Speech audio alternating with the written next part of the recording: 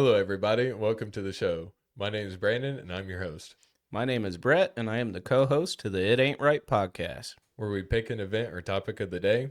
and put it on a scale from right to It Ain't Right. That's right. Yeah, baby. In today's topic, the Karmelo Anthony versus Austin Metcalf trial. Shoo, that's a tough one. It is going to be a tough one. So, before we jump into it, let's cover a little bit of details about it. So, on April 2nd, 2025, Karmelo Anthony ended up murdering another student named Austin Metcalf. Karmelo Anthony was from Centennial High School, and Austin Metcalf was from Memorial High School, both in Frisco, Texas. The two schools were competing in the district's 11 5A championship, which included more than 100 students from 8 different schools, according to NBC. Now, 8 different schools, 100 students, track meet championship. There's probably some rivalries going on. There's one thing I know about the Texas sport teams. They take everything overly serious down there. Yes, sir. Now, what I will say is, according to other reports online that I read, it did say before the championship started, it was actively delayed for about roughly 45 minutes to an hour due to a rain delay, which probably prompted all the athletes to kind of duck and cover and take under any cover that they could find. All right. I also saw other reports online that indicated that Karmelo Anthony's high school had not set up their own tent yet, or I don't know if they were going to, or they didn't bring it to that event. Multiple witnesses testified that Anthony arrived uninvited and sat down in the Memorial High School team tent, and fellow students reportedly asked Anthony to leave the tent as many as up to 15 times, but he allegedly refused.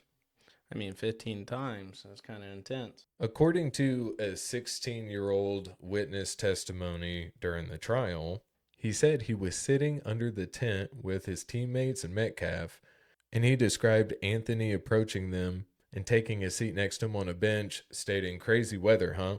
Probably referring to the rain delay. According to the witness, at this time, another teammate noticed Anthony and asked him, "Who's this guy?" The teen said Anthony replied, "I'm a nobody." The guy said, "If you're a nobody, then get out of our tent."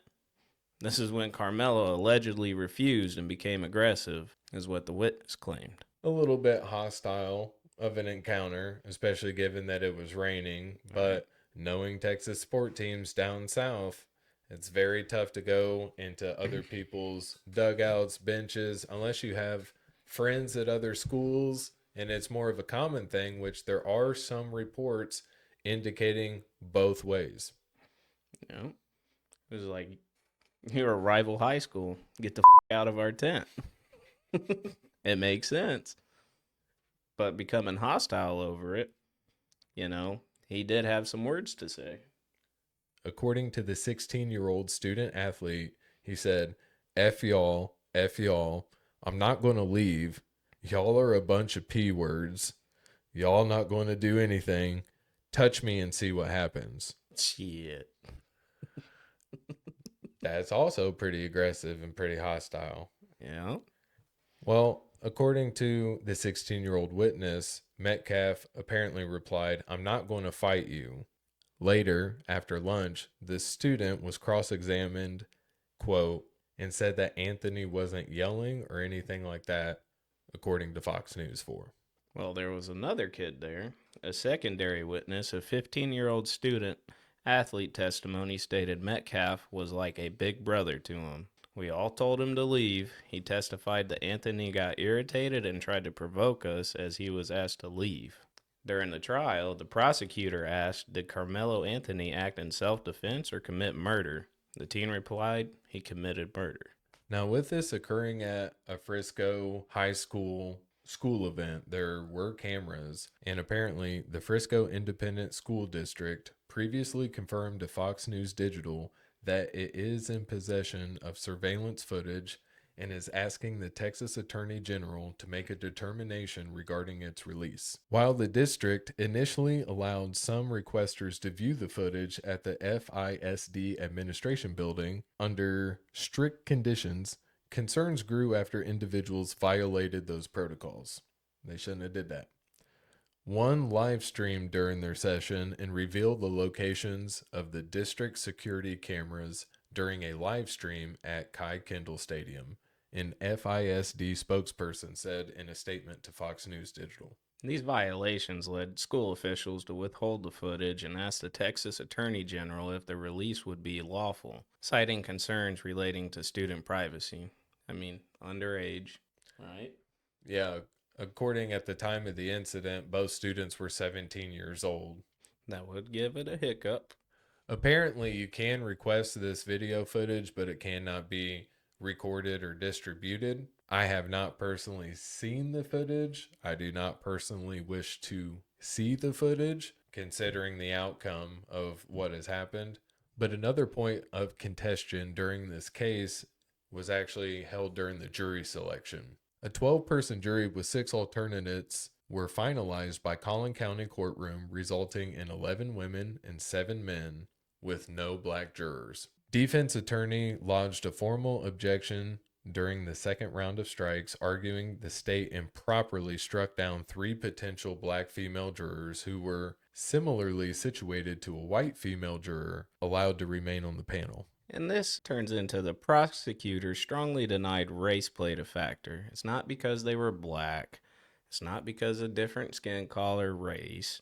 The assistant district attorney, Dewey Mitchell, clarified that all 3 women were struck because they listed their occupations as educators. Because the incident occurred at a school-sponsored athletic function involving school-aged children, prosecutors seemingly did not want traditional educators on the panel.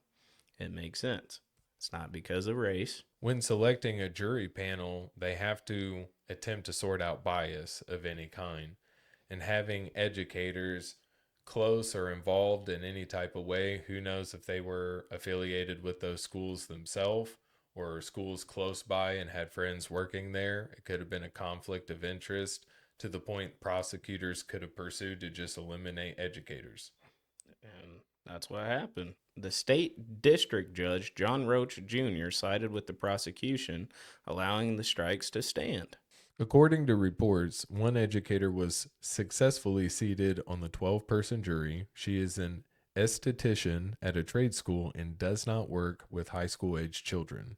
According to reports online, jurors were shown grainy surveillance video of the attack. It's from a camera across the field. That software allows the shot to be zoomed in but becomes grainy. Like an old school camera. Yeah, probably like a regular school surveillance camera. Yeah. Little CCTV. The video shows the person who the state said is Anthony entering the tent from behind. A few minutes later, there is some quick movements. Prosecutors said that was Metcalf pushing Anthony, trying to get him out of the tent. So an altercation went down in the tent. Yep, so an altercation went down. Either way, Metcalf should have never put his hands on Anthony, and Anthony probably shouldn't have retaliated with lethal force. I would agree with that. Given that Metcalf was unarmed at the time. There are reports indicating that there is a size discrepancy, and apparently that was a defense attorney strategy, was to bring up the size discrepancy between the two. Prosecutor said that it was Metcalf pushing Anthony, trying to get him out of the tent. Metcalf should have never put his hands on Anthony. He's not a security guard. It was not his place to put his hands on anyone else. But at the same time, I don't think it was Karmelo's position to retaliate with deadly force either. I don't think pushing, or let me say, I'm not privy to the information of whether there was more than one person. Sources online indicate that there really isn't, like it's not a gang jump type scenario and there wasn't more than one person in the altercation. However, Metcalf stepped up, according to other teammates, was a leader in the situation and tried to take lead and remove a alternate teammate from a different team and different school from the tent, which led to a stabbing.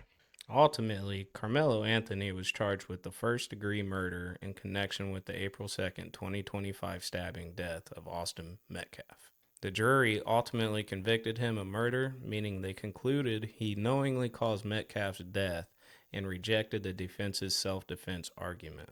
Was it self-defense?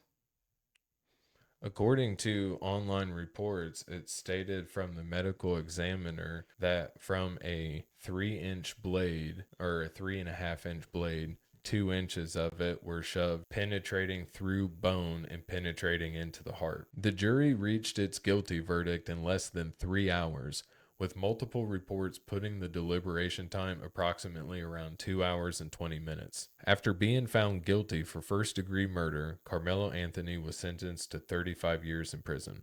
With the sentence that was imposed in Texas parole law, Karmelo Anthony will be eligible for parole after serving half of that sentence, approximately 17 and a half years, or around 2043 to 2044. He's locked up permanently for 17 and a half years.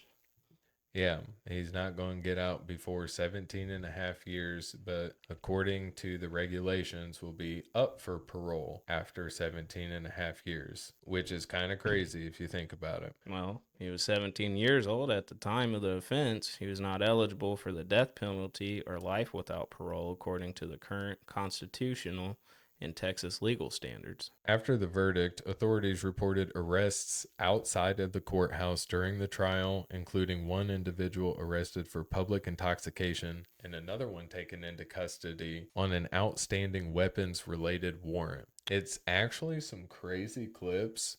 Let's go ahead and take a second and look at these. I'm so proud of y'all for killing that white boy. See, they not used to this shit happening to them, y'all. It should happen more. We should make a day like every Thursday or every Wednesday where we just wake up and fuck up a white girl or a white boy. Old lady, white, whatever. We should set up a day once a week where we just fuck them up, y'all. Just beat their ass. Especially the old ones. Just beat their ass, the kids. Just beat their ass. Let's set up a day where we just fuck. Where's National Fuck White People every day. And boy, I can't wait the day we beat the fuck out these crackers. They don't stand a chance. I just can't wait to take these hands. Oh, it's about to be soon. I hope they kids rotting in hell. Matter of fact, I wish I knew where the little white boy grave was so I can go spit on that bitch. Dig him up, smack him up again, stab him up again, put his ass back in there. That's the day where we just beat their ass, y'all. If he was white, we wouldn't even be here today. It would have never came to court. It would have never been no handcuffs. We wouldn't be here today. That's crazy. I went to school Self-defense. They said we're supposed to know how to act around white people. Say, what's for? What is that? Fuck white lives. How about that? I'm saying that. Because y'all want to play these games. Y'all want to play these crackhead games, so I'm going to play them. Fuck white lives. How about that? How about that? They don't want to be recorded, bro. Whoa. Hey, move the camera, bro. They don't want to be It's free recorded, speech. bro. It's free speech. I don't have an opinion. I don't have an opinion here. Just like Karmelo was doing. I'm glad you just said that. That's what Karmelo was doing. Protecting his motherfucking self. They should have both been arrested. They both should have been dead. Both brothers. Both of them should have been dead. You ask me? Keep your hands to yourself, boy. Talk about him. Keep your hands to yourself, boy. Wrong. We didn't ask to be over here. Boy, keep your hands to yourself, boy. Bitch ass, boy. Keep your hands to yourself, boy. Bitch ass, boy. Nobody scared of you, I'm dancing, you ain't gonna do shit. I'm dancing, you ain't gonna do shit. I'm dancing, you ain't gonna do shit. I'm dancing, you ain't gonna do shit. I'm dancing, you ain't gonna do shit.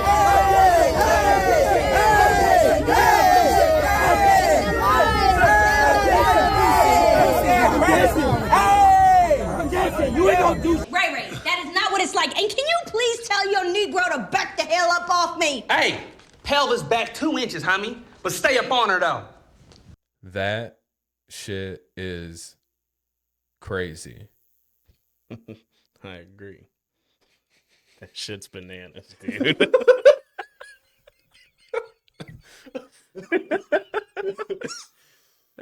Shit. I mean, honestly, dude, it's kind of fucking crazy. That shit is wild. Like I can't believe I'm even hearing that shit. But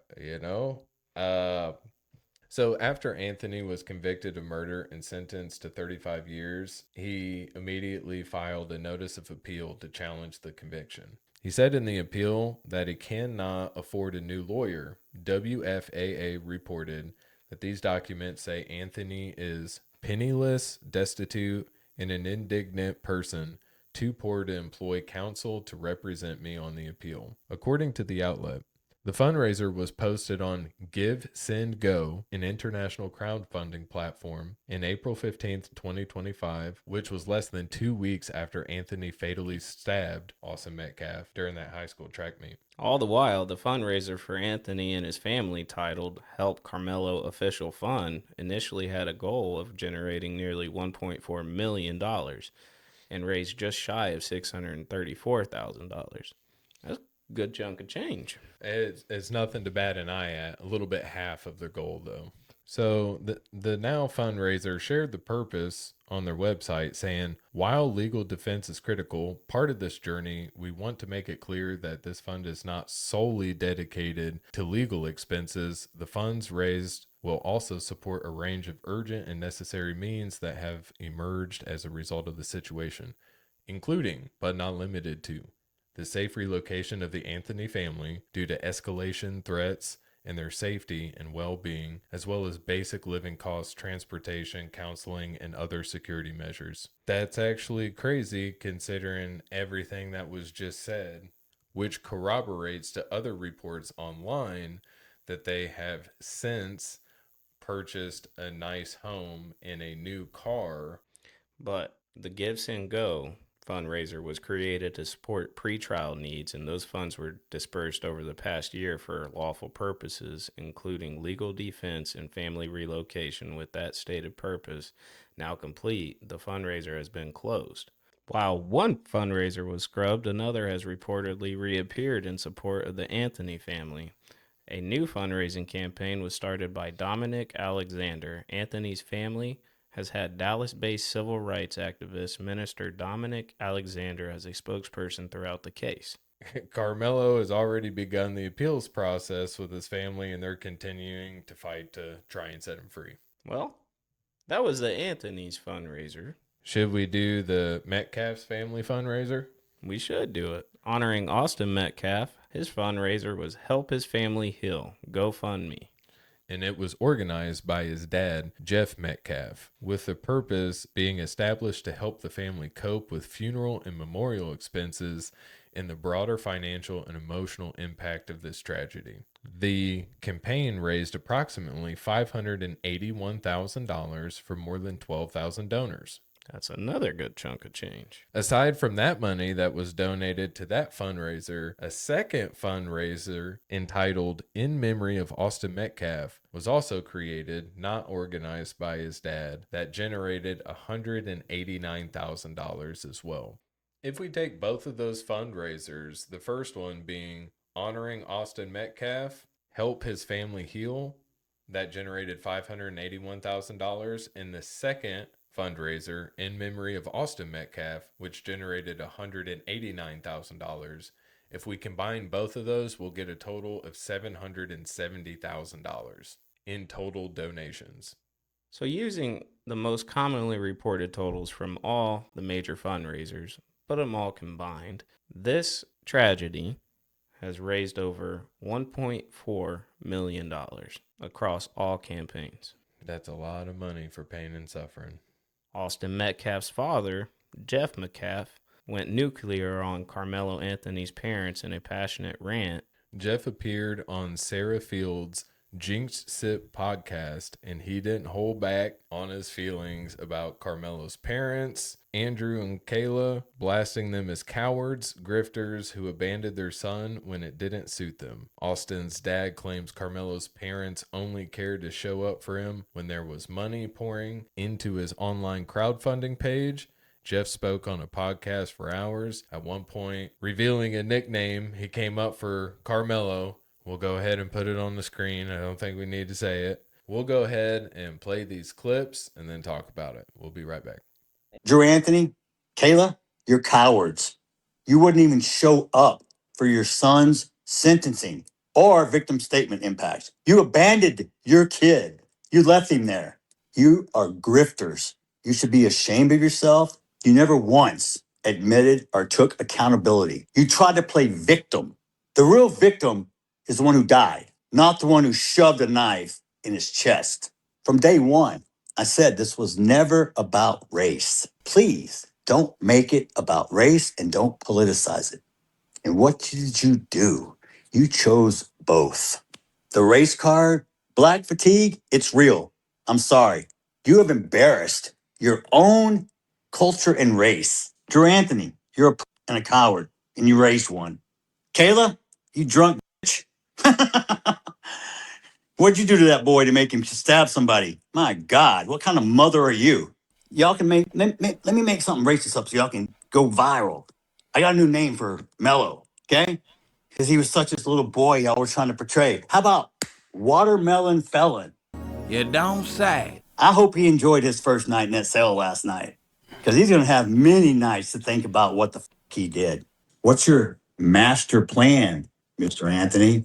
To use your son as income and soak up as much money playing victim to line your pockets and then abandon him when he's at sentencing or victim impact? You just left him up there by himself? Amazing. Amazing. So those clips were what we were talking about earlier of the Jinxed Sip podcast that he appeared on shortly after the trial ended, after they came to the conviction. I'm sure emotions were at an all-time high, exactly the same as the Karmelo Anthony family. I don't think either of these actions are okay or acceptable. I think that's a lot of money going to both families for tragedy and suffering. And at the same time, both of these families have lost sons and brothers. The families will forever be changed because of this. There's no doubt about it going forward. Everything's going to be different from a mistake on both sides. Being 17, young and dumb, men with testosterone, we've been there. Yep, full of piss and vinegar, making bad choices. Yeah, but at the end of the day, I've got a brother. I would be devastated. My whole world would be shocked. And Karmelo Anthony's a brother, and his siblings aren't going to get to see him anymore. Now, what I do want to bring up is for the past few years, the mainstream news, they pick and choose what kind of stories they want to cover. And a lot of it becomes racially motivated and driven for views and anger. It was said by multiple witnesses during their testimony that this had nothing to do with race. And everything you see about this case in the news is about race and division. Which is not the case. I mean, it's pretty cut and clear. 2 kids definitely made mistakes, and one of them, unfortunately, passed away. And the other one changed his life forever. It will never be the same regardless of whether he's out 17 and a half years or not. Now, taking someone's life and being out for 17 and a half years when the other person never gets the chance to come home, I don't know if that's necessarily fair or not either. But that is the grace that the courts and the justice system has deemed necessary to Karmelo, with him being 17 years old. With him being 19 years old during the time of the conviction, luckily, death row and life without parole were not an option for him. You can look at that as a blessing. Or you could choose to see it the other way, and like as other people said in the other clips, and take it a totally different direction. It's pretty sad either way that both of them families are not going to get to see their boys pretty much anymore. But hopefully the Lord is close with them, heals them, and stays with them. Prayers to both families. But this is the part of the show where we're going to go ahead and put this event or topic on a scale from right. It ain't right. And we both feel this is severely, it ain't right. Not right, guys. It ain't okay. It's not right. Different ways of looking at this. We all may look a little different, but we all got families and we all got people that we care about, and we all make mistakes. No one's perfect, and consequences are a tough one. And lastly, a special thanks to you for stopping by the channel and checking out our content.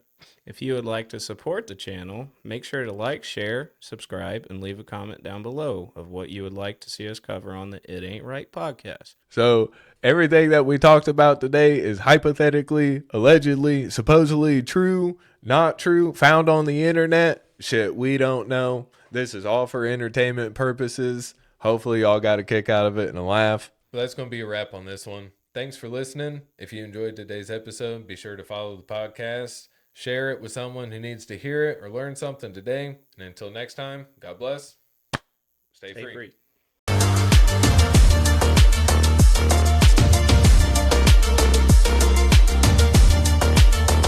a freak show.